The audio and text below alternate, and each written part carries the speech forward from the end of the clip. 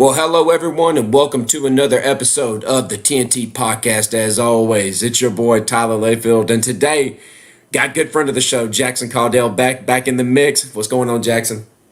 It's going good, man. It's one of the best times of the year. Got college football and NFL in high gear. NBA is rolling. World Series is going on. Yeah. Sports. This is one of the best times of the year. Oh yeah, for sure, and that's really, I mean, you're kind of leading us on into it, man. But we haven't really had a chance to do this. I'm a little upset. I just thought about it the other day. I was like, I didn't put a best ball. I didn't do a best ball draft for NBA. Did you get any in this year? Yeah, I did get some in. I've got a couple of first place ones right now. Thanks for the reminder, Jackson. Yeah, it was actually very last minute. So I was playing some NFL one day, and I did pretty good in a contest, and I was like, well, I didn't really know what to do. I won like $15, so I'm like, I'll just see if they got any best ball going on. So it was kind of on a whim there for a minute. But it's, as a friend, I should have sent. Thanks a lot. So every year I get the text, "Hey man, you want to do a best ball with me and my dad?" Not this year. Yeah, so maybe I'm saving you money. Honestly, maybe you might be, because so far it's done nothing but me dumping it down the drain. So yeah, you definitely could be saving me some cash. But yeah, man. So NBA is in the swing of things. I know you're writing for the Atlanta Hawks. So far, I know we're about 3 or 4 games. Every team's about played 3 games roughly. How many of the Hawks gotten in yet? I know they got one going on currently right now. Yeah, this is their third one. They beat Brooklyn and they beat Charlotte, and they are currently beating the Oklahoma City Thunder. Nice. So, I mean, as we're talking about the Hawks, are you seeing anything new with this team? I know DeJounte going out of town. I've seen the addition of Dyson Daniels. Looks like a really good addition. And we kind of saw a little bit of a preview of that over the summer when the Olympic ball was being played. He looked really good, I got to say. And then now he's leading the league in steals. Is that right? Yeah, he is. If for anybody that has read the stuff over at Atlanta Hawks on SI, I have been preaching Dyson Daniels' gospel for the past couple months. Look, in New Orleans, as you know, they have a lot of players and a lot of similar type players. They have a lot of wings that can defend. They have a lot of bigger guys, and they kind of just had a surplus of them, whether it was Trey Murphy, Herb Jones, Brandon Ingram, just all these guys. So Dyson Daniels didn't really get a chance to shine, and he has been. Look, it's just 2 games. Look, I have to. Don't want to jump the gun. It's 2 games. He has been everything the Hawks have wanted and more. You know, DeJounte is a very good player in his own right. He was never the fit that the Hawks wanted him to be, because when they got him, he was supposed to be this defensive backcourt partner with Trey who could also handle the minutes when Trey's off the floor, because I'm sure you remember, but go back to the year after the Hawks made the conference finals. They played the Miami Heat in the first round and just got dogged. And it was just getting – bullied by the Heat's defense, and then when he was off the floor, like, they just didn't have another ball handler, so they get DeJounte. It just didn't go to plan. They get Dyson Daniels. They get Larry Nance. They get a pair of first-round picks. And Dyson has been a menace on defense. He had 5 steals in the first game alone. He shot 8 from 10 the other night against Charlotte, including a crazy shot you can go find on social media. Still, a little bit, offensively it's not always clean, but, I mean, he takes the tough assignment on defense every night. I mean, he's guarding SGA tonight. He guarded LaMelo the other night, and he is just extremely, extremely good on defense. And it's not just him, though. They've had a lot of other good additions. I mean, Zachary Risachet has been very solid. Like, scoring's still coming along a little bit, but he affects the game in a lot of ways that maybe other 19-year-old rookies don't. And again, he's not like a superstar right now, but he is a very good defender. He's 6'9", a lot of length, and is just he's very smart for his age, and just always seems to be in the right place. Trey has been fantastic to start the year, and I kind of expected that. I mean, I wrote up bold predictions. I think he'll lead the league in assists this year. I think he'll average like 30 and 11. I mean, he's going to have the ball in his hands just all the time leading the offense, and he's had 30 and 10 at least in every game so far this year, and he's off to a good start tonight as well. So I don't know where they'll end up. I had them making the playoffs, but it's been a very good start to the season so far, but a long, long way to go. NBA has a long way to go. Well, I mean, speaking of, speaking of where they'll end up, and Jacob, we did see the comment about LeBron. Trust me, we'll be getting there. This is my podcast now. This is Yeah, partially my podcast. Even though Torres, he ain't here. Obviously, he wouldn't swing it that way. But hey, I'm here. I'm here to hold it down for all our LeBron stands out there. But speaking of playoffs and Eastern Conference, it's obviously well documented how weak the Eastern Conference has been in years past, and it looks like there's some teams that kind of strengthened. If you think they're going to make the playoffs, just looking at currently, the teams that are out there right now, where would you think they would place? I mean, obviously you got teams Boston coming out looking crazy first night setting. What was it? Did they end up breaking the record, or did they I tie thought it? they came close because I They think came close. They were like one shot away, right? it was Yeah, something. one shot away from threes in a game. Cleveland obviously is always going to be in the mix. You do have Atlanta. The Magic have kind of taken a step. Milwaukee's going to be there because of Giannis. New York with all their additions, even though there's some things there that I don't know, not looking so pretty at the moment. Miami's always one of those teams that kind of teeter. 76ers, and then you got a couple other teams that'll be in the mix, Indiana. But where do you see Atlanta kind of placing? If you think they're going to make it to playoffs, what range would you kind of put them in? So I said it in my season preview article. The ceiling was probably sixth. There are five teams I can't see them finishing above in any circumstance. Name them. Boston being one, the Knicks being the other, Okay. Cleveland being one, Milwaukee being one, and if they are healthy, The Philadelphia. 76ers.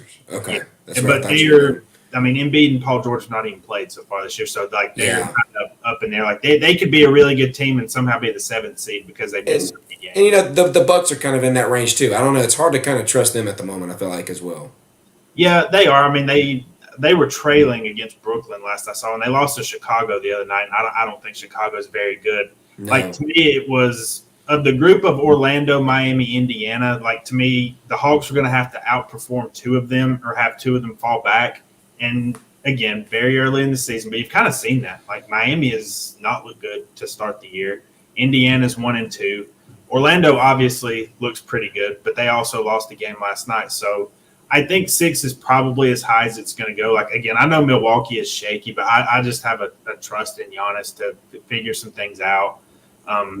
Whatever you think of Cleveland in the playoffs, they're pretty consistent as far as the regular season goes and being able to win like 50 games or so. The Knicks' depth kind of scares me, but their starting five is really, really good. Like Boston's a juggernaut. So I think 6 is the high end. Now, talking about the floor, I think it's 8 because look at the bottom of the East and it's bad. Like It's not great. Yeah. really bad.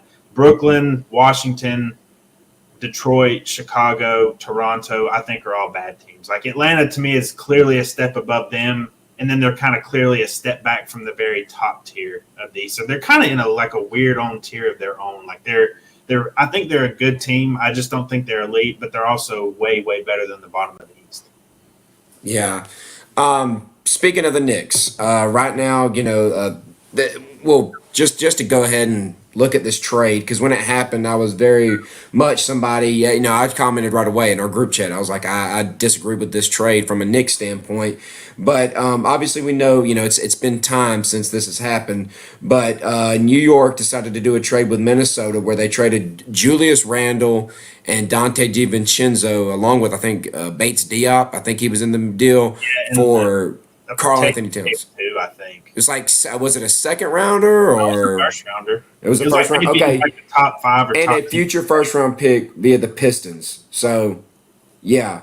The Hornets are the third team in the trade. They received 3 second round picks along with Daquan Jeffries, Charlie Brown, and Dwayne Washington Jr. So obviously they just hope the things to fit, finance wise. I didn't agree with this trade from a Knicks standpoint because I'm not a big Cat supporter. I've been pretty vocal. I think he's soft. I don't think you're going to win a championship with him. I mean, I do know he's a talented player. He can shoot. He's tall. He kind of brings some versatility to an offense. But to me, he's just not quite the rim defender that you kind of need. And obviously, I know they were in a tough spot with Hartenstein. With him leaving town, you can't really rely on Mitchell Robinson. Mitchell Robinson. He's always hurt. which when he's in, he can be a pretty decent rim defender, but I just don't know if this was the move. DiVincenzo was so big for them. He kind of fit the culture. He fit that mindset that I think I thought Tibbs would have appreciated. Just that gritty hustle, makes the plays. He was obviously doing really good in the playoffs. But it just blew my mind a little bit. Did you feel the same way?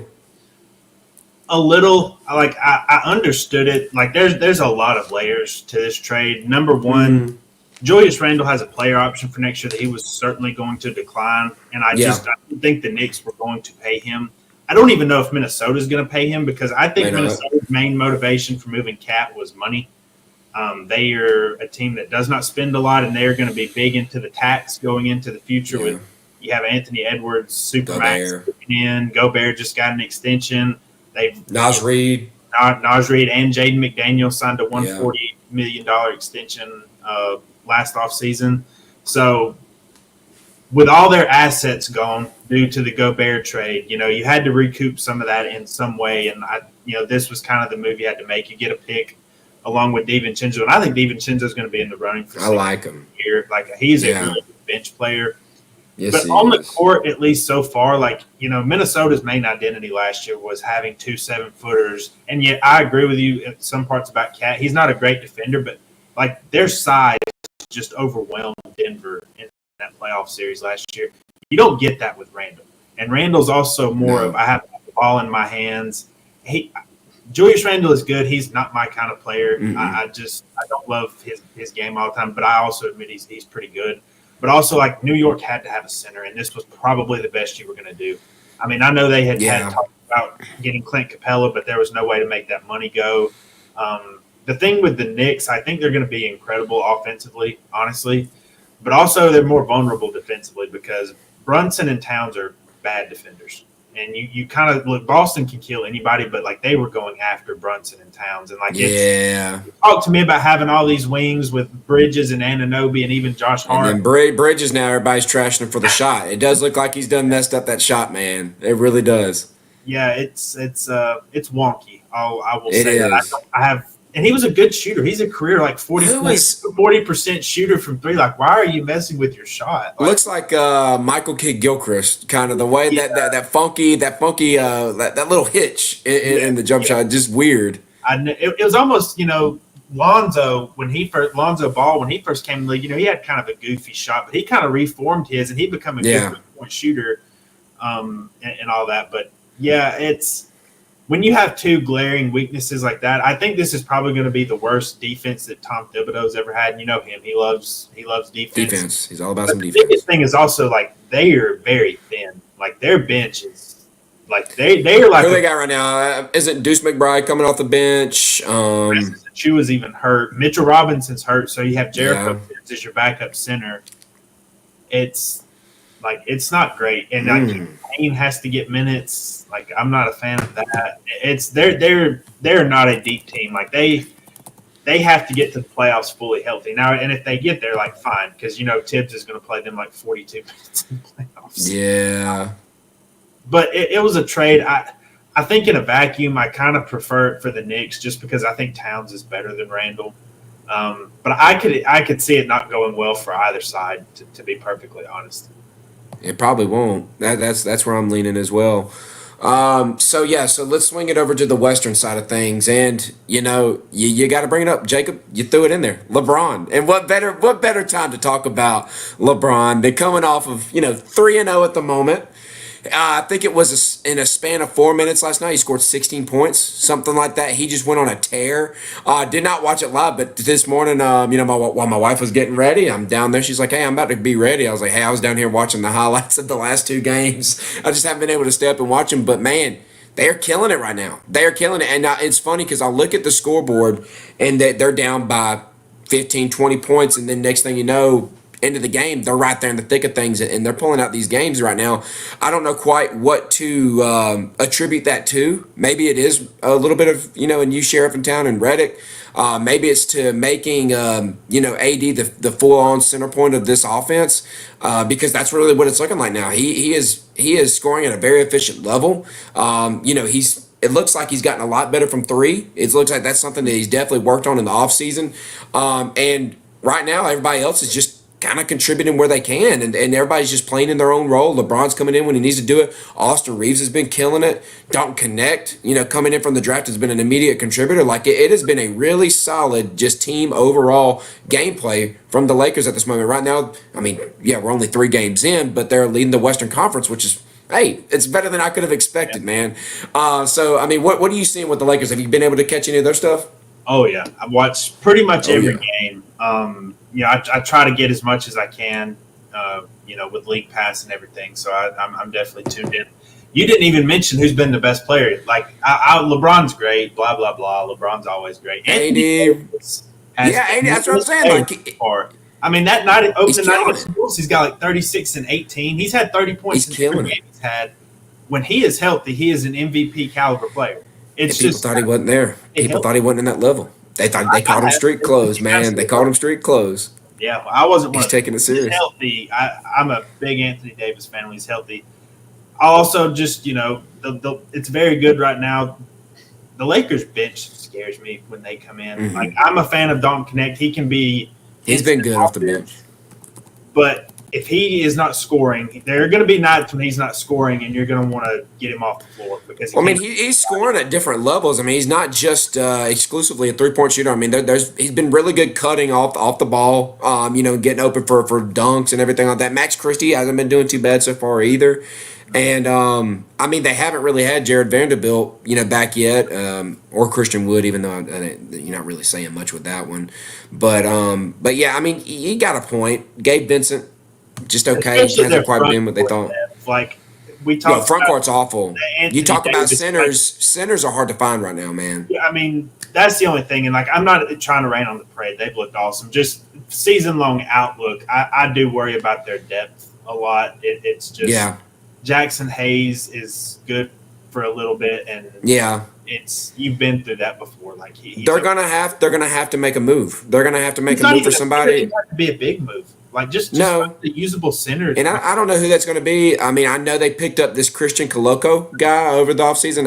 I'm not really holding my breath to see if that's going to be something big, but maybe there's some potential there. But I don't know. Good start though. Good start you won, and you beaten good teams. You beat Minnesota. You beat Sacramento. Like those are good teams. Yeah. They have been. And on the flip side of it, we can't fail not to mention it, but the Denver Nuggets starting off 0-2. We got to kind of talk about that because they have not looked really all that great to this point. What have you seen with them? I am alarmed by the Denver Nuggets right really? now. I have been a Nuggets backer for quite a long time. Even before they won the title, I picked them to win the title the year they won it. I was called crazy, but they're a bad 3-point shooting team. They were last year anyway. Like they did not shoot a high volume, but their bench might be the worst in the NBA. Maybe there's some others out there that even some of these bad teams I think have better benches. Like their bench. You're telling me Russell Westbrook isn't helping this team out, Jackson? No, I thought he was still in his prime. I thought this was a great pickup. For the 9 millionth time, Russell Westbrook is not helping. He has not been helpful. It's a shame. It is a crying shame that Kobe Reed couldn't make it to this podcast to hear this. It is a crying shame. I'm going to have to throw this back to him. I'm assuming you didn't catch the Nuggets Thunder game the other night. I did not. I have not caught it. It started out fine, but the bench unit comes in and it's a washed up Russ, Peyton Watson, Julian Strawther, and it's Dario Saric, ain't it? Yeah. A Dario Saric that has had multiple injuries and is old and can't guard. It is their bench unit is so bad, and it's like I think I still like. I'm all right with Strawther. I think Strawther has some potential.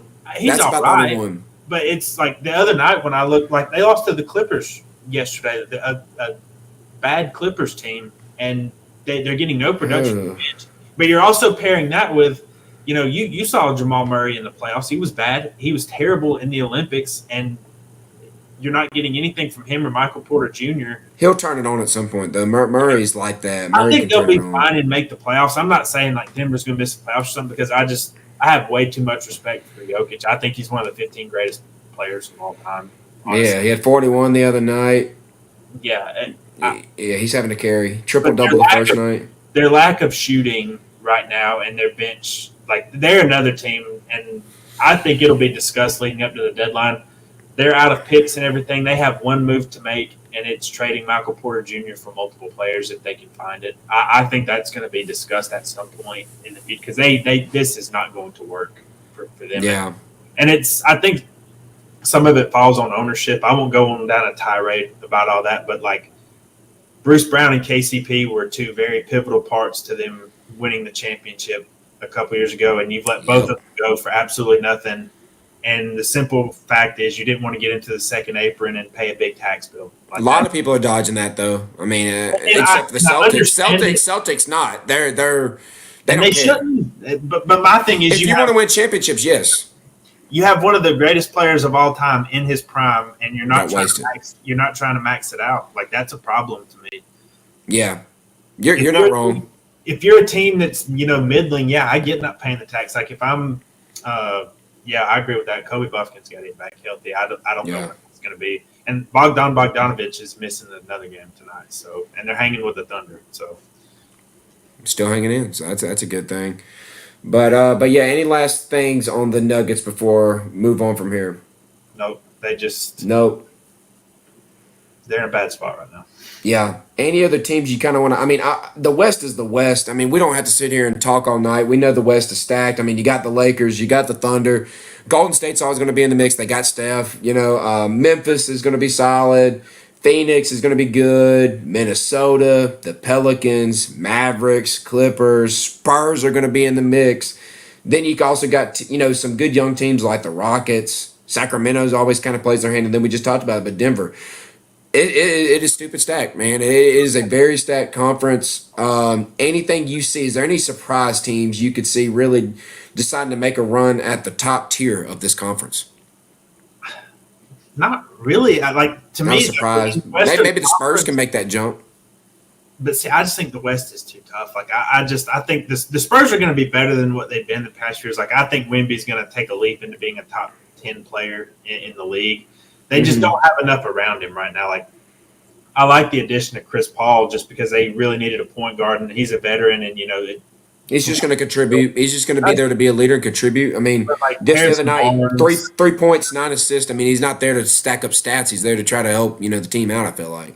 Like my thing about the West is like 13 out of the 15 teams I think are above average or really good. Like to me, Utah and Portland are the only teams I look at and say that is a bad team, and it's hard to pick surprises here because yeah. My pick to win the title was the Thunder. I had the Thunder and the Celtics in the finals. I think the Thunder are going to be a juggernaut this year because they were very, very good last year, and they added Alex Caruso and Isaiah Hartenstein and lost nothing.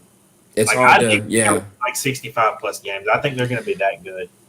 And it's hard to argue, like you said, the Celtics as well because they literally kept everybody, right? I mean, they didn't lose a single piece. Am I not They look mistaken? good right now, and Porzingis is not playing. He's probably not going to be back till after New Year.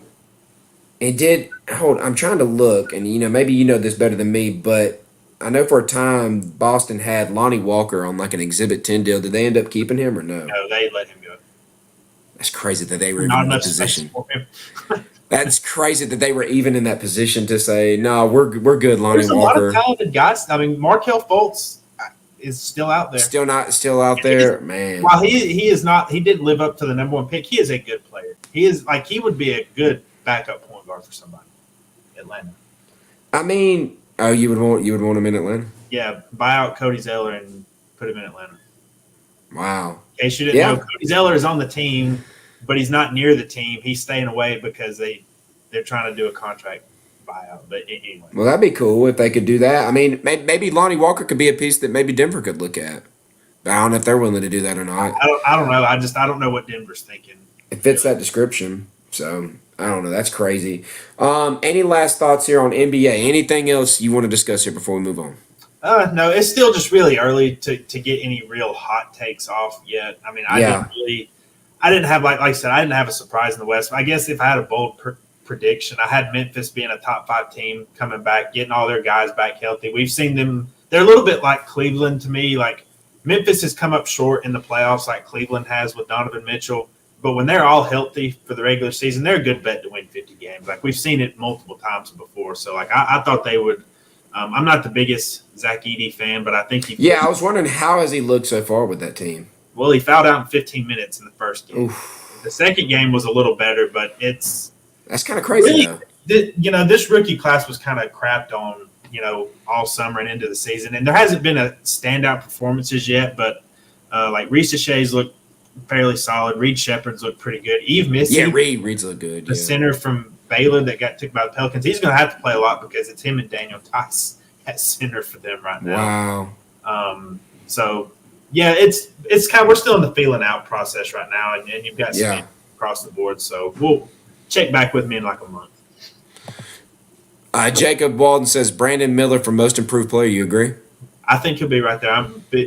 In the best ball drafts I did, I got Brandon Miller in 2 out of the 3 of them. So that should tell you everything. I'm a big Brandon Miller fan. Yeah, this is coming from a Bama fan. Of course, he's going to hold up to it. I've had to tell Kobe the other day, Jacob, I got to eat my crow on the Scoot Henderson stuff, man. It just has not looked that good. Colin Sexton for 6th man of the year. Good. He's in that mix, right? Get Brandon Miller. Just Bama claiming all the awards. Wow. Yeah.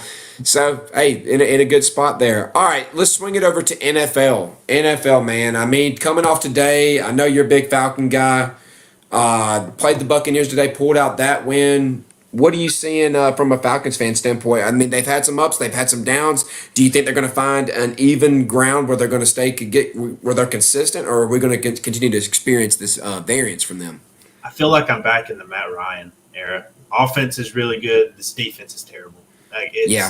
It's not. They create some turnovers here and there. Bates has been awesome, right? I mean, they have some. AJ Terrell had two back-to-back plays today that were amazing.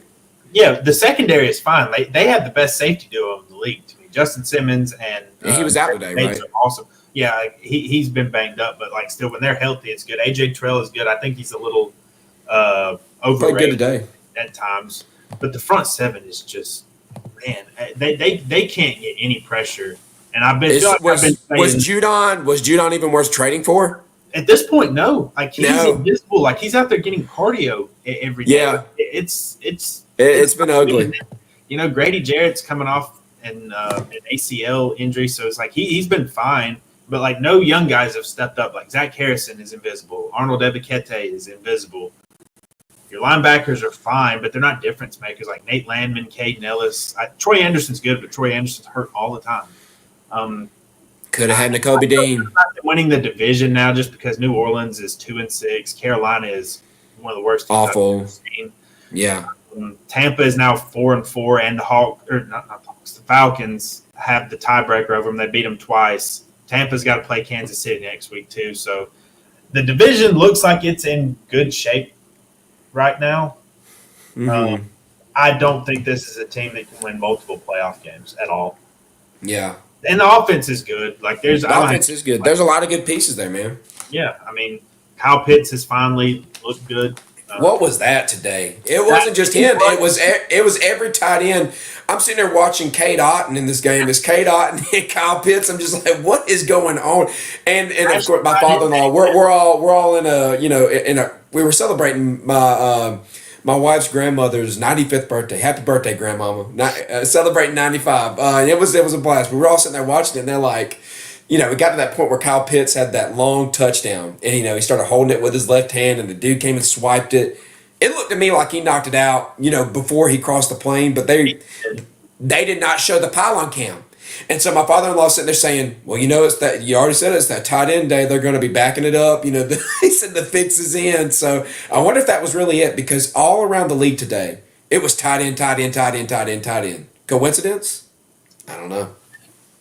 It's National Tight End Day, man. And Kyle Pitts is very lucky they did not have that pylon cam going, because that was not a touchdown. That was a fumble. And I don't know what he is thinking holding the ball like that. I was shocked that they did not overturn that at all. That was a big shock to me. Yeah. Like I said, the offense is good. Darnell Mooney's been huge. Mooney's been great. Good. Yeah. Best running back duos in the league. Yes. Most of the time, Cousins is fine. Offensive line's not too bad, right? Yeah, they've had some injuries. Chris Lindstrom went down today, but he said he'll be back. You've had Caleb Gary banged up at times. Matthew Bergeron's been banged up. Yeah. But nothing season ending. So, I could see them getting a home playoff game if you win the division, of course, winning a game there. Beyond that, it's just kind of tough for me to say that, honestly. Yeah. So how do you see this division playing out rest of the year? Like if you had to look ahead to the future, you see them pulling this out, and then I'm guessing you're just trying to read your mind here. Tampa Bay is probably going to finish second in this scenario because Saints are not looking at it, and Panthers are not looking at it, like you already said. Yeah, and Tampa's got big injuries too. Like Chris Godwin's out for the year. Mike Evans is out till I think week 11 at least. Yeah. You also have a sketchy defense. So yeah. Look, it's the Falcons. Anything is possible. They could blow it very easily. I feel pretty confident in the Falcons winning the division. I picked Tampa before the season, but I'm pretty confident in the Falcons at this point because they've won both games. They have the tiebreaker. They're better health than Tampa Bay. I like where they stand right now. I mean, right now we're at like the midpoint, right, of the NFL season, pretty much. So yeah, let's just go through. Man, this is on the spur of the moment. Let's look through each division and just say what we're thinking here. We're still in the NFC. Let's go to the NFC West now. Okay, typically this has been one that's been real tight. You got Cardinals at 4-4, Seattle at 4-4, Rams at 3-4, 49ers at 3-4. If you had to look ahead, how do you think this one plays out? I think in my head, I think the Rams are about to go on a surge here. I think they're about to start putting. This is the team that I'd be looking at for them. They're coming back healthy. Oh, yeah. Puka's coming. Cup's coming. Kyron Williams has been like, dude, fantasy wise, if you got Kyron, you got money in the bank. You're playing with house money. This dude's going to get a touchdown. You're guaranteed a touchdown every week if you want it. They've been playing great, and you know they're going to get something together. McVay's always going to make something happen with that offense. And then on the defensive side of the ball, you know, they'll get some plays here and there to go that way. Are you in the same thinking that you think they'll probably finish the top of this division? Yeah, you took the words right out of my mouth. And I'm saying this partially because think alike. I have a future on the Rams. I put a little something on them before the season. Got them at plus 3,000. I thought that was a little too long of odds for the Rams. Yeah. I was scared to death after those first few weeks when they were just banged up. But the thing is, this division is wide open. Like, you know, generally you default to picking San Francisco to win the division, but they're the complete opposite, right? Instead of getting healthy, they're dropping like flies. I mean, what is it? Ayuk out for the year, ACL. He's not playing. Kittle's been banged up all throughout the year. Debo banged up. Yeah, Debo now. So yeah, it's left and right at the moment that they're dropping. So hard to say. I mean, you like to think that Shanahan will get things working somehow, some way with that offense. Seattle, they look terrible today. I don't know if you caught any of that. I didn't watch a drop of that game, but they absolutely got massacred. Yeah, and they coming off a week in which they blew the Falcons out. Yeah, see, it's just so crazy how things happen. I mean, you see this in college, you see it in the NFL. Like you can have one team look like a juggernaut one week, and then the next week they're dead to rights. I had a funny story in our fantasy league. Shout out to Scott Niblett. He had like an 8-leg parlay. It came down to Kenneth Walker scoring a touchdown for him to win $1,000. And they made it down to like the 5 a couple times. Could not punch it in. You hate to see it, man. R.I.P. Sorry, Scott. And then lastly, the Cardinals. Cardinals, for a guy that owns a lot of shares of Kyler Murray and Trey McBride, hasn't quite lived up to the hype. McBride had a great day. I enjoyed having him on my team today. 124 yards receiving. It was amazing. But one thing you got to kind of mention with that team, Marvin Harrison, what the freak has been going on with this dude? I mean, how have they not been able to connect? Today. So they finally, something happened, but it's been so strange this year with that relationship between those two. So, yeah. I don't know. That's how I see it. I think the Cardinals are a fun team to watch every Sunday. Like they're not serious, though. Fun. Yeah, their defense is just not good enough to win. But I kind of like what they got going on, though. Like they had to tear everything down once Kingsbury left. I think Jonathan Gannon's a pretty good coach. You could see it last year. Like they had one of the worst rosters in the NFL last year, but they somehow managed to scrap together like 4 or 5 wins. Yeah, and I like what they got going. They need a lot of help, but they're in the mix. I mean, that's what you can say right now.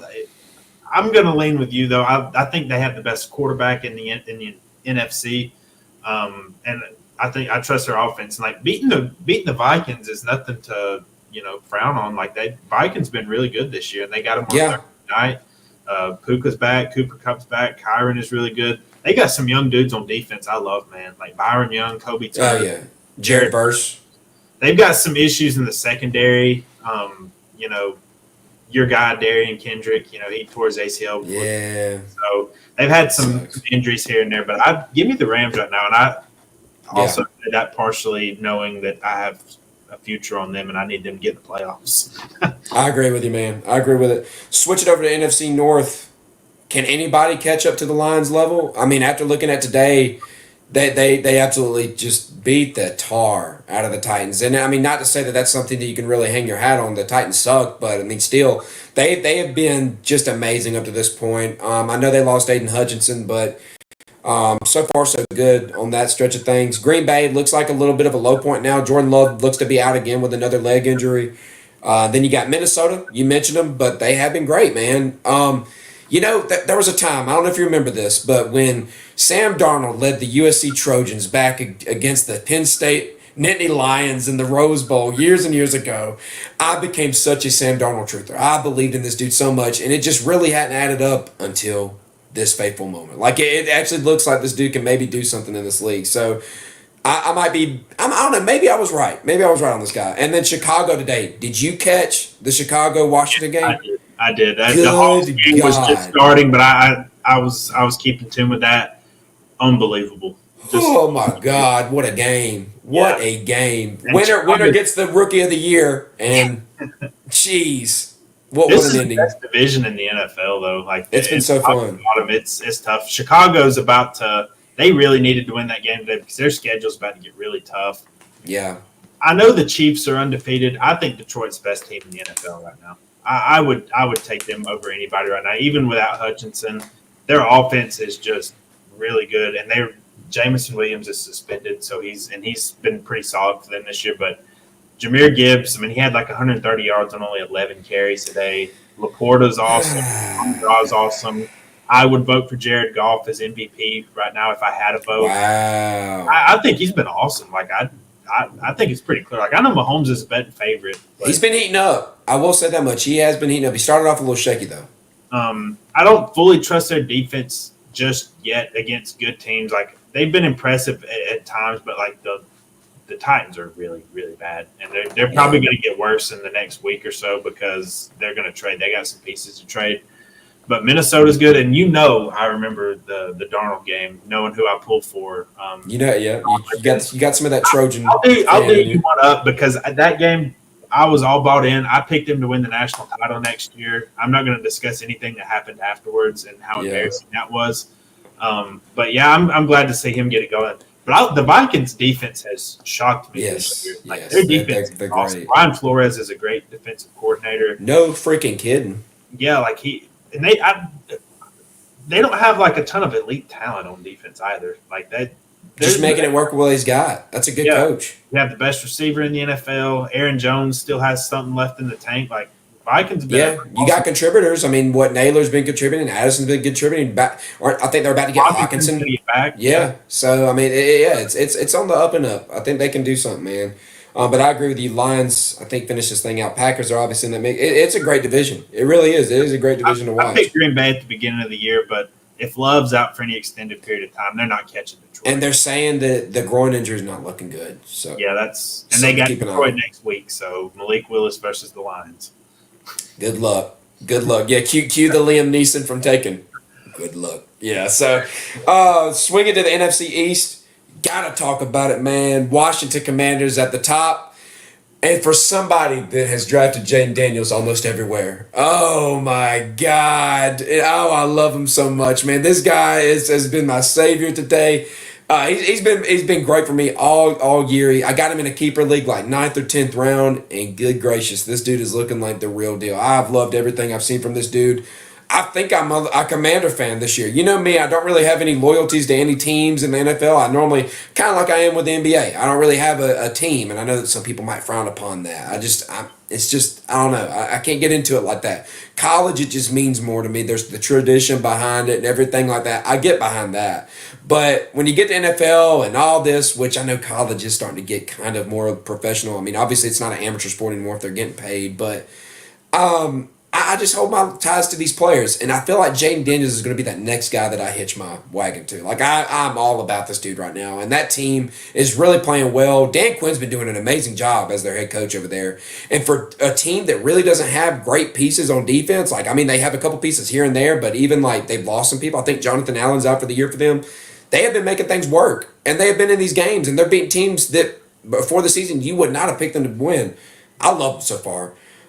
Philadelphia, for a team that has the talent it has, I mean, it hasn't looked great up to this point, but they're doing okay. Dallas sucks, and the Giants, they showed some spurts here and there, but it just doesn't look like it's going to really work this year. I definitely am behind the Washington Commanders winning this division. I'm buying into it, man. I'm buying the hype train. What about you? I'm starting to get there. Like as you get later in the season, it's at some point you got to admit like they got a shot. I didn't take them seriously at the start of the season. Let me ask you this because you watch as much football as I do. I was having this conversation with somebody the other day. You remember Jaden Daniels at Arizona State, right? Yeah. I cannot believe he has turned into this player. It wasn't that great. It wasn't that great. Bad. Like when he went to LSU, I couldn't believe LSU took him. And then that first year he was he was fine. That year they got to the SEC title, lost to Georgia, and then all of a sudden he turned into a Heisman Trophy winner. And he's just had one of the biggest career arcs I've ever seen. He has gone from somebody I thought was pretty mid. He looks amazing right now. Yeah, he's awesome. I love. He looks like the throws, the runs. Yeah. This kid's awesome. I'm being it. Call it glazing, man. I really am, man. I'm glazing that this dude is awesome. I can't get enough of him, man. I mean, if you're buying stock in a team like this, is a team to buy stock in. They've got the quarterback. They're gonna have like $100-something million in cap space in the future. They got the picks. It's some good young talent too. They could win, and if they win the division, the rest is like gravy this year. Like you didn't expect to be in that position. Like you get a home playoff game and. I think the NFC, it's kind of tough to figure out who the top quarterbacks are. I told you, I think Stafford's the best, but it's like, any given week, Washington could have the best quarterback in the game. Mm-hmm. That always gives you a chance, no matter what. So, the Eagles have actually played pretty well. Like they put a beat down on Cincinnati today, and I wouldn't count them out by any means, but it's just been kind of shaky a little bit. Yeah, it feels like they're like one bad game away from imploding. Like you remember what they were. Yeah. Like they started out hot and then they were terrible down the stretch and then got blew out by Tampa in the playoff game. So I don't trust Philadelphia, but that's a really talented team as well. Yeah. All right, AFC. Let's start it off with AFC West. Kansas City. I mean, they're undefeated. You can't really say anything. Hasn't looked sexy, but they're winning. Denver, surprisingly solid. Like it's Bo Nix is starting to turn it on. They are play great defense, and they try to put up enough points to beat you. I don't know. It works sometimes. So I don't trust Bo Nix. I know you don't either. No. Yeah, not really. I mean, I couldn't help but feel he was going to do pretty good today, though, against the Panthers. I mean, that felt like it was pretty. I think me and you could trot out there and have a shot to play against the Panthers. My God, don't go that far. I don't know. What about the Chargers, the Harbaugh-led Chargers? What do you think about them so far this year? Solid. Like, they're another team. They just need pieces. Like, their receivers outside of McConkey are just very Didn't think they would need Quentin Johnston so bad, but here they are. To his credit, he's been fine this year. He's been not bad. Yeah, he was a disaster as a rookie. They're a very solid team. There's just nobody. It's hard for me to get excited for anybody else in that division just because Kansas City's in it. I won't even spend hardly any time. I think Las Vegas is awful. I don't think they're a good team. Yeah, I'm not talking about them. I'm about to say speaking of disgusting, outside of Bowers and Max Crosby. I was about to say you got to mention Bowers, but Bowers and Max Crosby. That and then the rest. Yeah, boom, Desmond Ridder was getting snaps today, so that's where we're at with this. Awful. Get out of here. Yeah, we're done with that one. AFC South, Houston. Got to mention Stephon Diggs going down with a non-contact injury today. Could be an ACL from what it looks like. Nico Collins should be back soon, coming off the hamstring. Tank Dell been doing okay here and there, but Mixon's coming back has been great. Stroud hasn't been quite what people thought it would be this season, or at least what expectation he kind of brought for himself last year, but he's still been pretty decent, and the defense hasn't been bad. Really, outside of them, Indianapolis, I do not believe in, especially, dude, and this is so bad, man. The freaking Anthony Richardson thing today. Did you see what he said after the game? He went out for a play because he was tired. Get out of here, man. Get out of here. Like, I might need more. I want to make sure I have the right context for that. Fireable offense. Yeah, if that's true, man, you ain't got that dog in you, dude. Like, I don't know, man. I'm not buying that. And I understand he is running around a lot, but dude, he has not been good really this year. I mean, outside of that first game when he had like 5 throws that just encompassed like, 60 yards apiece on each one of them, like that, of course, yeah, that's going to stat pad, but he has not been great. Jacksonville has sucked outside of Brian Thomas, who I have a lot of shares of as well. I freaking love him. Tank Bigsby ain't been that bad, and then the Titans suck. It looks like Houston's got this one in the bag. I think it'd be pretty safe to say, right? Yeah, and I actually think Houston's been kind of underwhelming, to be honest. They have been. They haven't lived up to it yet. Division, but like they're not in a good division.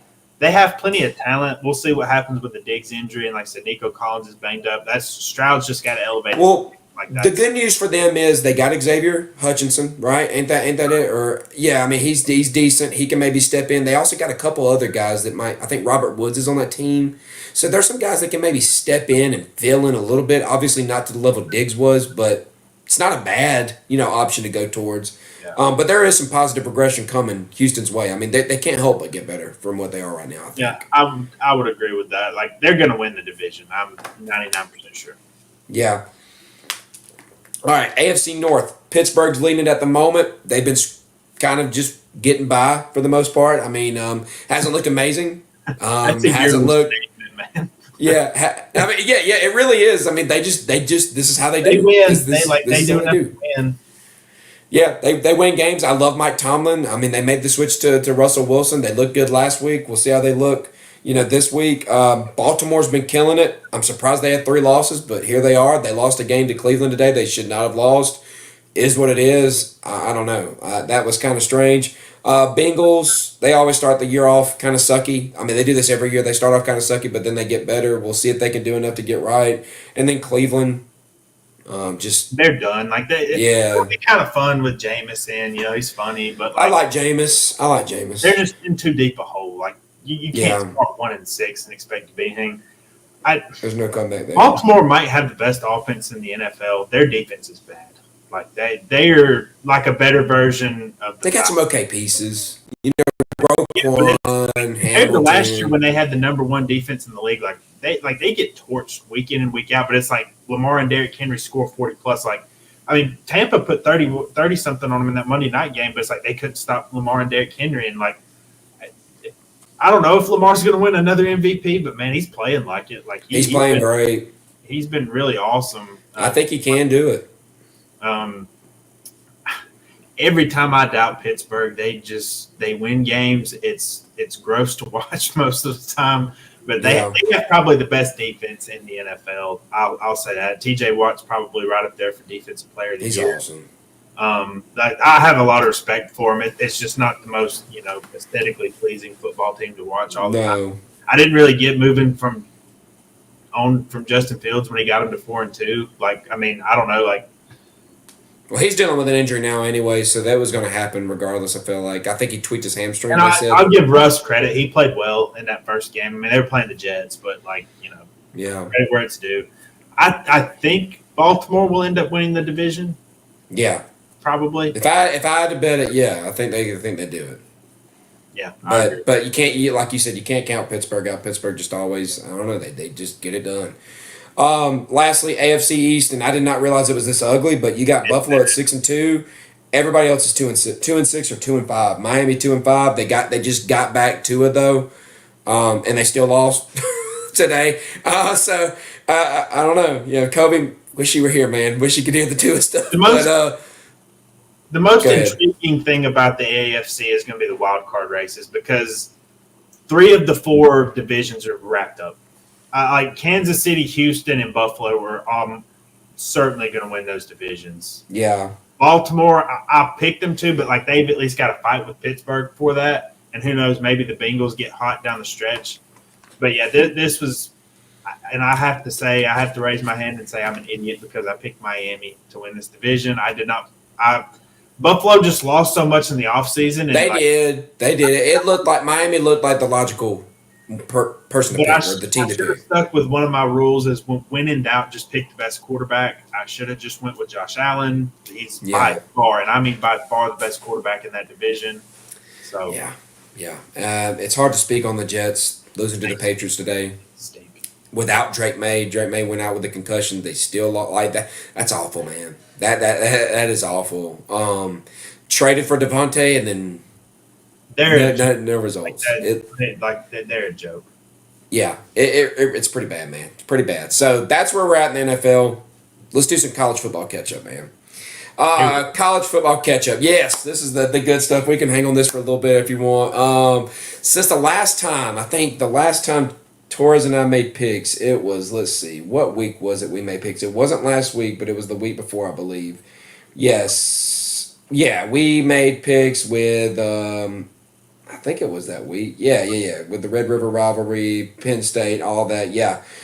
We didn't make picks the week because Torres is now a celebrity, y'all. This dude has got his schedule booked up. This man is always doing something. That's the reason why we haven't really been able to sit down. And I've been pretty busy too. So, I mean, I can't really say anything. So, it's not just him. It's me as well.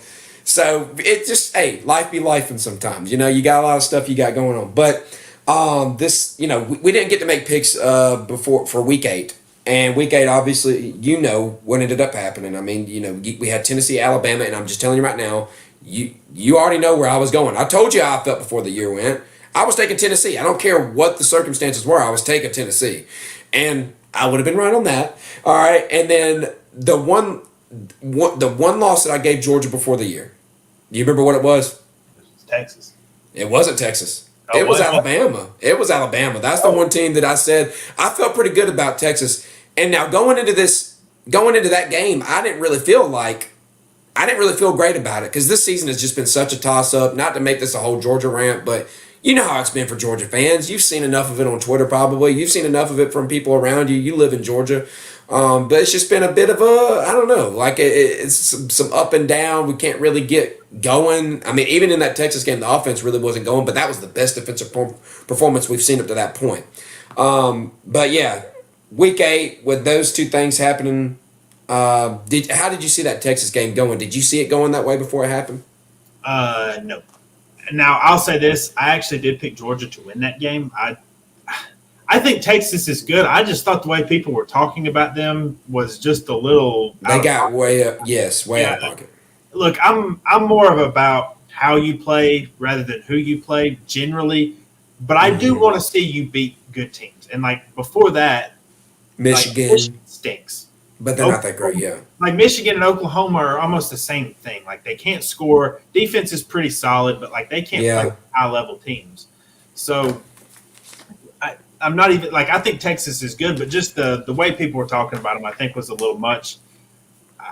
I still have some concerns about Georgia because like I get they and there's a right you have a right to feel that way. Georgia's offense just like if Texas hadn't turned the ball over and was like unable to like Georgia got a lot of short fields in that game, and I'm not even trying to like be a hater or anything. You're telling it how it is, and that's fine. Like what they have like 100. Like it was not great offensively. I don't remember the exact total against. I think he threw, and then on top of that, we threw like 3 interceptions, something along those lines. Like it's been the same story just about every game. It's just defense actually came to play that game. Because I remember I was trying to halfway watch the game while working because I had just gotten back from watching Georgia Tech get obliterated by Notre Dame. So I kind of like had a half eye on it, but yeah, Georgia that was the best Georgia defensive performance I had seen in a while. That was old school. You know, I say old school like it was just like 2 years ago when they won the first national title. But like it raised some red flags about Texas. I've never been the biggest Quinn Ewers fan. I still think he's pretty overrated. I don't think he's bad, but like he just never shows up in these big moments to me. But yeah, going forward, I'm kind of interested to see how Georgia finishes the year because Ole Miss and Tennessee will be some interesting tests. I just want to see them offensively, you know, what happens because The further you get removed from that Kentucky game, it just doesn't look any better because Kentucky is getting stomped week in and week out. See, it went from 1 week like, oh, maybe Kentucky was actually okay. Remember how it went? And who was it they beat? Yeah, they beat Ole Miss, and everybody was like, "Oh, maybe that game meant something." And then since then, it's just been awful, awful, awful. I don't know, but technically, I don't know. That's how I feel like Stoops does. I don't know. Stoops is. I think they're worse than they usually are this year, though. Not to get on some whole Kentucky tangent, but they're probably not going to make a bowl game, which is like the first time in like a decade it's happened. I mean, they lost pretty bad. Yeah, no excuse in that one. No excuse in that one, man. So what about we haven't been able to really discuss it. And we talked about it. I think, obviously I picked against Georgia, going against Alabama in the Georgia-Bama game. And, man, yes, but, dude, it was very upsetting to watch that first half. Gained some hope, and we talked about that in this podcast. I gained some hope in that second half when I saw the fight. That's all I got to see, man. If I see some actual fight and then we're not laying down and just taking it, that's all I got to go on that, man. But we had to hear about it in that group chat. We had to hear about how Kalen DeBoer was the greatest coach in college football at that time. And then not even a week, well, yeah, it was exactly a week later, the Vandy mess happens. And I'm like, we might need to revisit this. And since then, the statement has been retracted. What do you think about Bama up to this point? Very Jekyll and Hyde. Look, very Jekyll and Hyde. Even I know we didn't really get to sit down and talk about this after the Alabama-Georgia game, but leading up to that, my biggest concern was Alabama's defense. Go back and watch if you watch the games before they lost or they beat Georgia. Excuse me. There were guys running open in the secondary, but they were playing bad quarterbacks who couldn't hit them. Like they played Western Kentucky, Wisconsin, just all that. And then you saw it in the second half. Like Carson Beck was finally hitting some guys, and then it rolled over into the next couple games. Milroe has not looked good at all since that Georgia game. Like he was like horrible against Tennessee. Like very bad. Oh, it's been a total.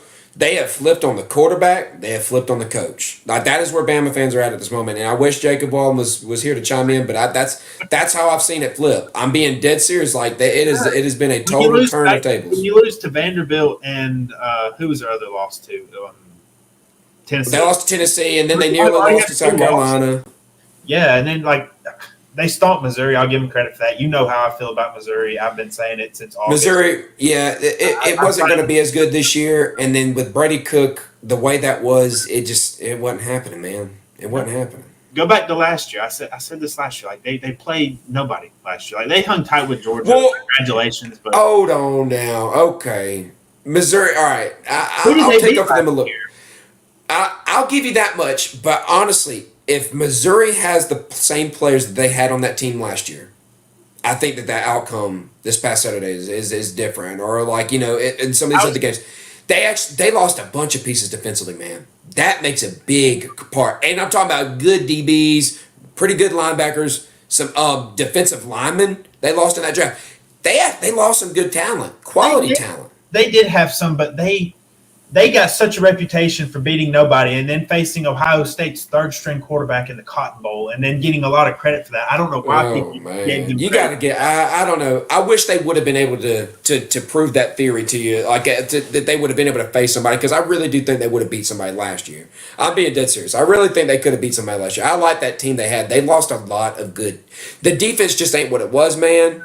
And then even on top of that, I mean, losing that freaking running back that was so good. Like that played a piece. I'll give you that. And some other wide receivers. Like they lost a lot of good people, man. Yeah, then why were it's hard to replace that talent.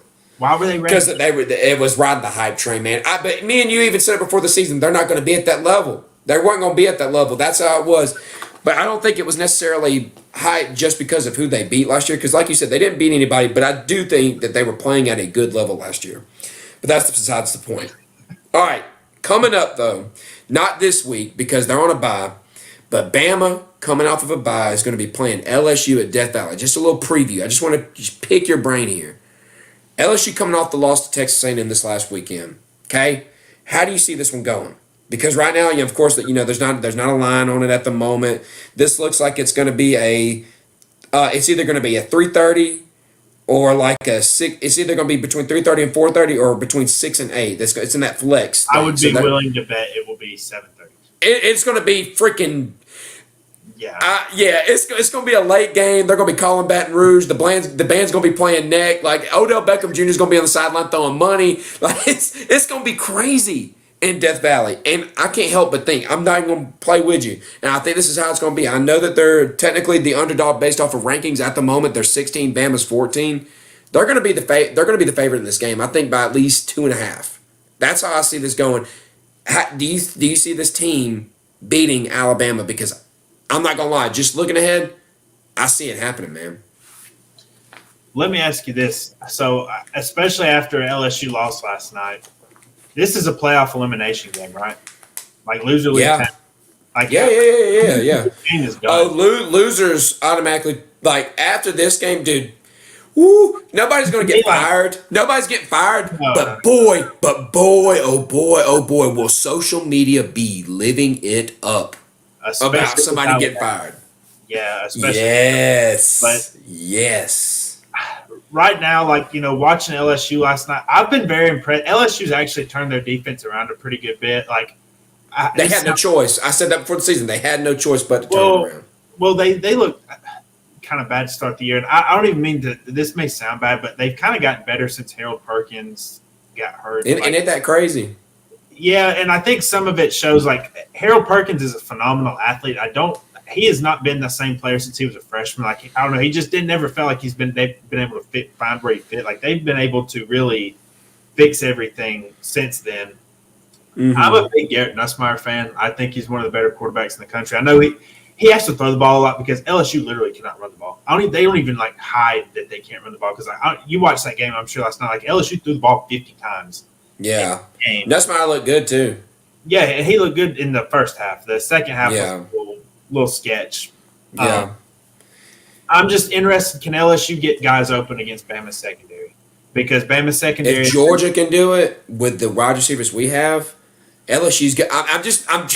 I'm trying to keep it as respectful as I can, but dude, we just ain't got the dogs like they do. Please give me Kyron Lacey. I would give my right arm right now to have Kyron Lacey, man. Like somebody just like that. Like I want a freaking dog at wide receiver so bad, and we just don't got it. Like we got people that can't catch the ball, bro. We're relying on Arian Smith, and not to crack, but Arian Smith. We got London Humphries dropping passes. We got Dylan Bell thinking he can juke people out when he's slow as Christmas. Trying to go around. It ain't great, but if they can do it, come on now.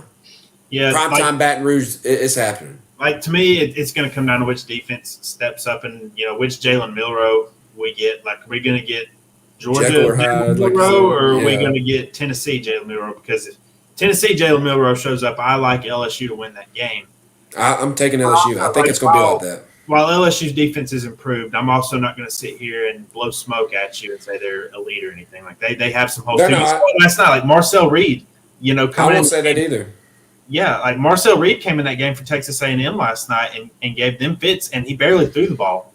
You know who else? Milroe can do that. That's what I'm saying. Like Caleb DeBoer had to be watching that thinking, and coming off bye, man. Like he's gonna get some time to heal up because, dude, he's been banged up. Yes, he has been banged up. He has, and it's no secret. But I mean, the way they had to run the offense, like the way they have to finish games out with him being a scrambler. You can't help it, but, take some licks and then get a little banged up. So, yeah, I don't know. I see that one kind of happening. Let me get your thoughts because I know you got some Miami fan in you as well. I know you got some USC fan. I know you got some Miami fan. Miami, how you feeling about Miami, my man? They're good. I put them in like a tier 2. Like I don't put them up there with like I kind of have like a 4-team, maybe 5-team, I guess. Georgia. In no particular order, just Georgia, Oregon, Ohio State. I'll throw Texas in there just because of their talent. I've kind of got those 4 as kind of in a league of their own. I think one of those 4 is probably likely to win the national title. I picked Oregon at the beginning of the year. It's looking pretty good right now. It's looking great right now. I will say this though, I think Miami's got some problems on defense. They, gave up some points. They've had some close games too. Virginia Tech was able to score a little bit on them. Cal was able to score on them, and Cal can't score on anybody else. They were able to score on Miami. I think Miami will go if they get to the playoff, which I think they will. I mean, the remaining schedule is Duke, Georgia Tech, Wake, and Syracuse. I would be shocked if they finish the season 12-0. I think they could lose the ACC title game to Clemson or whoever. And I feel like they get in. Like you can tell me the schedule's weak, but I just feel a 12-1 team. No, I feel like they're definitely getting in, man. But I think they need to finish the regular season undefeated. Like if it's 12-0 and they lose in the ACC championship, I feel like they got to, man. Like having Miami, having the U in that college football playoff, best believe that's gonna make a case for somebody to put them in. Well, and you have arguably the best player in college football, and that's what I was going to get. He's up there. I think when I watch him, he's the best quarterback in the country. And okay, so would you agree with me that there is no truly elite dominant team this year? I agree with you. So while all teams have struggled at one point or another. Now, whether or not they have a loss, that's beside the point. But all of these teams have struggled at some point or another. Nobody's looked truly dominant. So while I would certainly not pick Miami to win the national title, I think if they got in the playoff, they would have the best quarterback in every game they played. I'll go there. Like, they have the number one scoring offense in the country. They're really, really good receivers. And yeah, they have a great trio of receivers. They got a good 1-2 punch at running back. Their offensive line is pretty solid. Yeah. I know the defense has been sketchy here or there, but it's not like, okay, say take TCU for a couple of years ago when they gave up a lot of points. You knew they didn't really have a lot of dudes on that side of the ball. Miami's got a lot of like 4 or 5-star dudes that are going to get drafted. So like they have the talent there to piece something together where you're not going to go out there and just totally bowl them over. And again, I am not by no means picking Miami to make a deep run. I just kind of feel kind of in the middle about them. It's cool to see them have the season they're having. I don't know how they would do against a truly elite team though, but I don't know that you have that this year. So I won't totally rule out them doing something. Yeah. Other teams that you mentioned, Oregon, great win against Ohio State. That was a great game. I enjoyed watching that one. That was a really, really good game. Penn State. Well, I was going to say, are you worried about Ohio State, or you got some concerns there after yesterday? A little bit, man. A little bit. Yeah. It ain't amazing like all the time. Like I feel like they should have definitely did better in that game than what they showed us. Because they arguably have the best roster, just top to bottom, right? Yeah, they're up. It's definitely up there. And I haven't really, besides that Oregon game, I haven't watched a ton of Ohio State. I mean, obviously that's changing, this weekend. And, look, while we're here, why not? Ohio State going to Penn State. Ohio State number 4, Penn State number 3. Right now, Ohio State is -4, and I'm going to let that hatred flow through me. You know who I'm going to ride with. I know you're not coming on here and picking Penn State. You know that. Screw them. They are who we thought they were. That's what I'm going to be saying next week. I feel like, and yeah, give me Penn State to cover the 4 points. I see it, man. To me, it's going to depend on if Drew Aller's healthy because he got hurt in that Wisconsin game. I did not know that. Yeah, he got hurt because they were down 10-7 when he was hurt, and they wound up kind of putting it on Wisconsin later. They got a pick 6. I don't think they can win without Drew Aller. Look, we have had this argument before about James Franklin and Penn State. I'm not even here to tell you I'm picking Penn State. I'm just saying they can win this game. They can. They're deep. Like to me, I just wouldn't bet on it. When they've struggled, it's like yesterday they had trouble on offense. Penn State has a very good defense. Like Abdul Carter. And they typically do, man. Yeah, it's going to come down to if they can create explosive plays against Ohio State's defense. I don't know that they can. I'm picking Ohio State to win the game. There's just no way I can trust Penn State to win it. But here's the thing. Ohio State has struggled at different times this year. Like they haven't all the time looked awesome. And Penn State's a tough place to play. And, it is. That is a noon game. That Penn State is so-and-so. They always fail to live up to expectations. They're barely an underdog in this game. So, like, analytics and the power ratings think Penn State's a good team. They need to win this game. Like, they need to find a way to win this game. And I'll also point out, if Penn State wins this game, Ohio State's done in the Big Ten, probably. Oregon 2 losses. Well, yeah, and Oregon and Penn State are undefeated. and they'd have the tiebreaker over Ohio State. Yeah, that Not to would probably mention be. Indiana's undefeated. You don't think they would take 3? Oh, yeah. You don't think they would take up to 3? Well, I was saying I still think they can get in as an at-large. I just it becomes that Indiana's been a crazy story. A very, very important game, but we'll see what happens. But it should be noted, if Ohio State loses that game, they're in trouble in the Big Ten, and they're probably done as far as conference title goes. Yeah, conference title. You're definitely right. That's probably the biggest game this weekend. I mean, there's going to be some other okay games. Georgia Florida is going to be happening. I don't think by any means it's going to be happening. You're right. It's going to be. Yeah, it's going to be happening. You're correct. Yeah, it's something. Ole Miss, Arkansas. Who knows? Maybe that could. I don't know. That's one that could kind of go either way. I don't know. Ole Miss is just 6.5 point favorite there, and that is at Arkansas. I don't know. Arkansas really has. Team. They haven't been that bad. Has Pittman done enough to save his job? Yes. I think so as well. I think he's done pretty good with that team.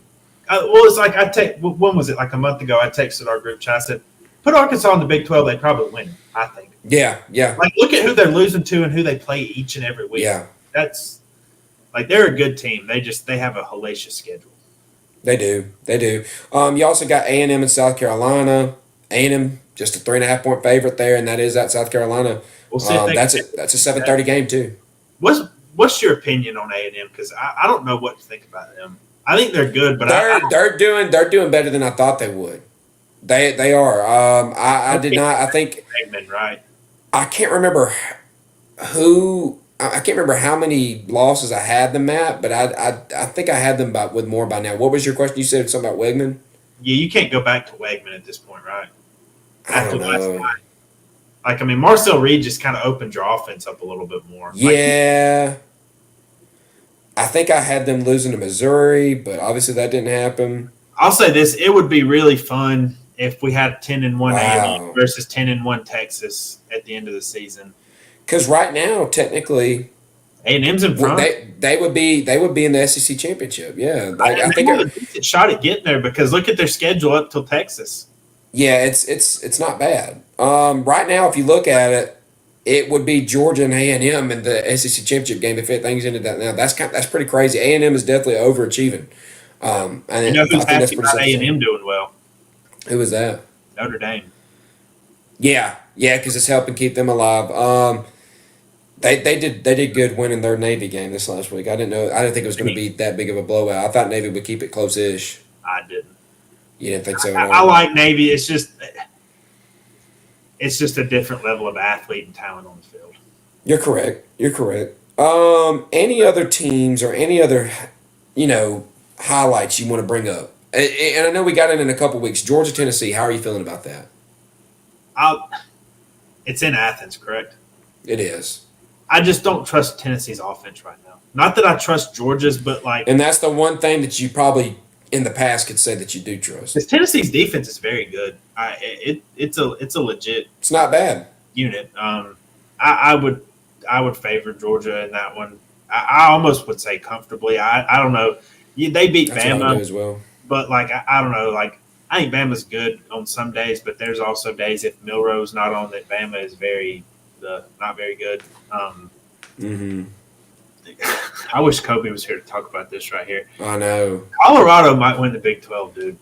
They really might. I've been trying to talk him down because he's texted me that a few times, and I'm like, let's calm down. Let's see how they're in the BYU has been looking great. Iowa State, they've done good in their conference play. That's the thing. They need one of those teams to lose a couple. Didn't they beat Kansas State or no? No, they didn't. Yeah, so they're going to need to. They're in contention though, which is after that Nebraska game, I was all off on Colorado, but I have to give them credit. They have actually bounced back, and their defense has actually looked pretty good the past few weeks compared to what we're used to seeing them. They're playing really well.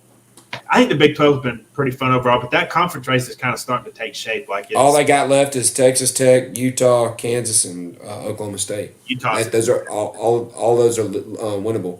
Yeah, they could be 10-2. I don't know that they will be. I don't trust Colorado to win all those games, but but it's not like if they finish 9-3, that's a pretty good success, I think. Yeah. Oh, definitely. Definitely. Big improvement over last year. And especially with as many people that have left, that they had a lot of guys leave. They did bring some people in, but there was a lot of turnover. And, we've seen these teams with turnover, with high turnover. Things haven't gone so well. Example, Florida State. It just has not gone well for them. I mean, I'm not trying to crack, but I mean, dang. You lose all these guys, you bring in all these guys. They're a bad football team. And they just lost. They're losing more and more recruits CJ by the Wiley's day. gone now. Yeah, CJ Wiley was a big loss today. I'd watch Auburn on that one. That's who I would watch on that one. I don't think Georgia's going to get that. I know there's some people are going to tell you Georgia, but no, I don't think so. But yeah, Colorado's kind of resurgence here has caught my eye.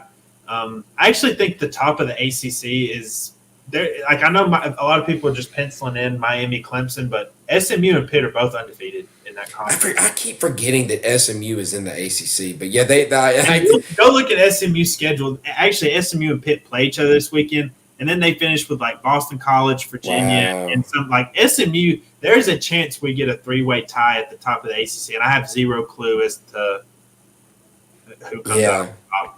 SMU's been solid. They've been doing really good. And that's a team to watch for in the future. Like they're going to have some money to throw around NIL wise, and they're in right there in Dallas. Like their loss to BYU doesn't look so bad because nobody really thought BYU was good at the beginning of the year. That's their only loss. And they're pretty good from what we've seen. BYU is not bad. But any other teams you want to throw up in here? Any other storylines sticking out to you? The group of 5 race is still kind of intriguing. Army's going to get a crack at Notre Dame in next month. I still feel the same way. It's just those. I love the service academies. They're good this year. It's just they just don't like they can't recruit that level of athlete. That's why they run the option. It's just a different story now. It'd be cool if they beat Notre Dame, but Boise State got a big win against UNLV. I like Boise State. Yeah, they're good. Like they're the group of 5 team that if they got the right matchup, they could put a scare into some. I mean, they almost beat Oregon. Wouldn't they technically be the 12th seed if they made the? Not automatically. Now that's something. I know a lot of people automatically. They've been pegging. A lot of people have been just pegging them there for that 12th seed. They can be. They could. It's probably not going to happen just because BYU and Iowa State they just keep winning, but they could get that 4th. Conference champions. It's the highest ranked 4 conference champions. Like BYU or Boise State could jump them if BYU or Iowa State were to drop a game or 2. Yeah, and they could be over an at-large team. They could get like the 10 or 11 spot. Like they're not locked into that 12 spot. Like I think that's where they'll probably end up. But it's not a lock. Yeah. Well, I mean, the last month of the season is here. We got it's kind of flown by a little bit, but. I've tried to stay away from playoff talk mostly. I like to just focus on like what's. Well, I mean, when are we going to get? When does that technically start? The college football playoff rankings. Tuesday. Wow. Yeah, it's almost here. It starts getting real. Yeah, there's going to be a debate every week. Every week there's going to be. Because then you can throw the AP poll out the window, and it's just what does the committee think? Yeah. I'd be interested to see how it goes. That's going to be something we can. I have no idea who they would rank. I would assume it'd be Oregon number 1 right now, just because of the Ohio State win. Yeah, that's a big win. But what I think they would. I think they would do. I think they would do Georgia too. Yeah, probably. Penn State would be up there. It depends on what happens this week. Penn State will probably be up there. Well, that's the thing. Like this is the last weekend before we get the rankings, so. I mean, if Penn State wins this game, you could Oregon and Penn State probably 1 and 2, right? Yeah, they could jump Georgia. Yeah, it depends. They have to put Penn State above Georgia if they do. Yeah, I think so. I think that does do that. Yeah, you're right. Have to do it though. Yeah, so we'll have to see. Yeah. Talking about it and doing it, 2 different things. So we'll see what they end up doing this weekend. Any other things? No, man. Just ready for this final month of the season. See where things shake out. Yeah, man. Oh, man, we covered a ton of stuff. I'm glad we were able to get on it. NBA, NFL, college football, we covered everything, man. That was awesome. Thank you so much for taking the time to hop on the podcast and discuss these topics with me. Let the people know where we can follow you and what kind of stuff you're putting out there. So just Jackson Caudill is my Twitter at. Just Georgia Tech on SI, Atlanta Hawks on SI. I run both of those channels. And as we were talking, I was sitting here side-eyeing it. The Thunder went on a 40-18 run in the fourth quarter and wore the Hawks out. So, Yeah. But yeah, it's been a fun start to the season, regardless of that game tonight. Georgia Tech's trying to make a bowl game currently after a couple of losses. They're a really banged up team. But go read all that stuff over there if you are inclined to do so. I know that plugging in Georgia Tech is probably not my best audience. Shoot. Shoot. But yeah, go follow that over there. Really appreciate coming on. I was glad I was able to come on. I didn't know if I'd be able to with the Hawks going on, but definitely was glad I did. Yeah, man. Well, thank you again. It's always a pleasure having you on. Thank you guys to all of you that tuned into the live stream. Thank you out there for listening to the podcast on any podcast format. We're out there.